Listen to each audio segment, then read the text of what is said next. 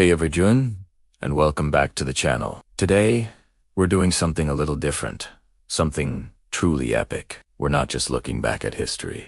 We're diving headfirst into the raw, untamed world of 3.8 million years ago. Imagine a time when our ancestors, the early hominins, were just beginning to walk upright.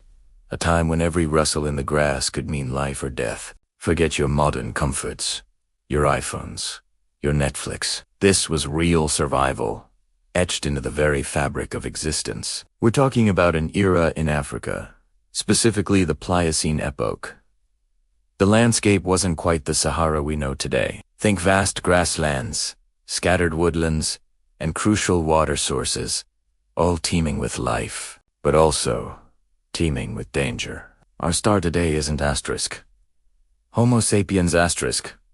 We're way too early for that. We're focusing on early hominins, like asterisk Australopithecus, afarensis. Asterisk sound familiar. Think Lucy! These weren't powerful hunters in the way we might imagine. They were gatherers, scavengers, and above all, survivors. They lived in small groups, relying on each other for safety and sustenance, constantly scanning the horizon for both opportunity and threat. And what was the ultimate threat of that era? The undisputed apex predator, the poster child of prehistoric ferocity, the saber-toothed cat. Now, when I say saber-toothed, most people picture asterisk, Smilodon asterisk, the famous one from the Ice Age. But 3.8 million years ago, we're talking about earlier, equally terrifying relatives, like asterisk,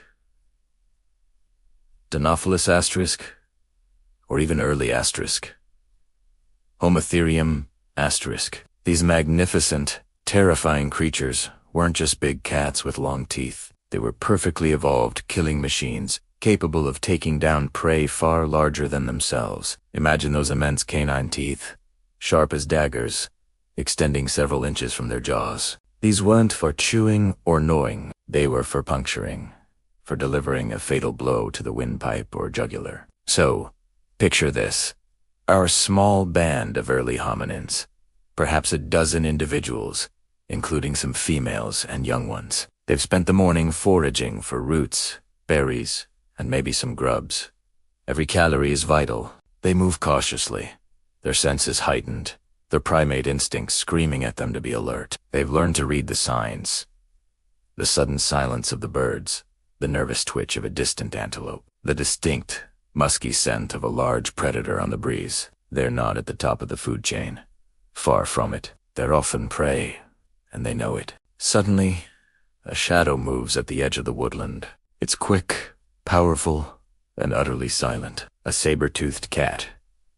Its eyes, the color of amber, fix on the slowest, most vulnerable member of the group, perhaps a young one, or an older individual. This isn't a chase like a modern cheetah. These cats were built for ambush, for a powerful, explosive pounce that would knock their prey off balance before those massive fangs could be deployed. No, what happens next isn't just about raw strength. It's about wit, community, and the very beginnings of strategic thinking. Our early ancestors didn't have spears or bows and arrows. Their tools were rudimentary at best. Sharp stones for cutting, maybe heavy branches for defense, but they had something else.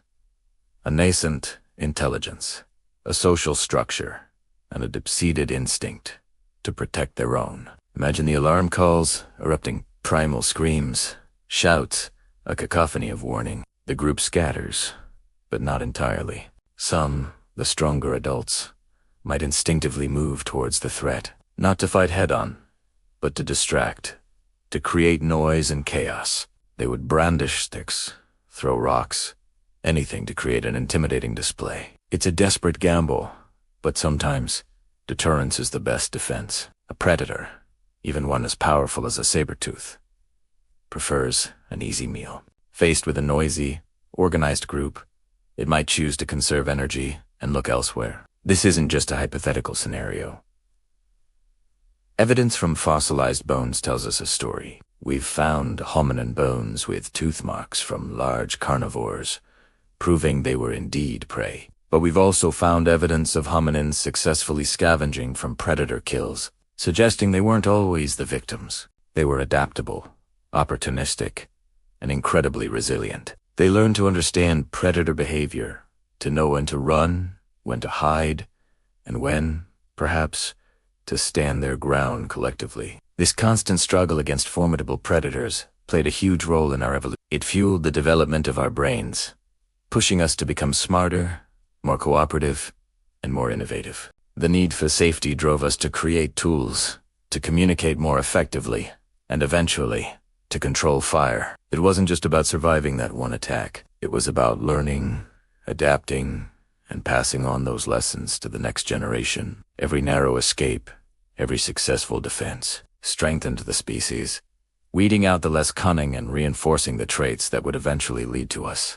So, when you think about our ancestors 3.8 million years ago, don't just see a small, vulnerable creature. See a testament to perseverance, a blueprint for survival. They faced down the most fearsome predators on Earth, armed with little more than courage, cunning, and community. Their survival wasn't just luck. It was the foundation of everything we are today. It was the ultimate real survival story, playing out, not in a movie, but in the relentless theater of the prehistoric world.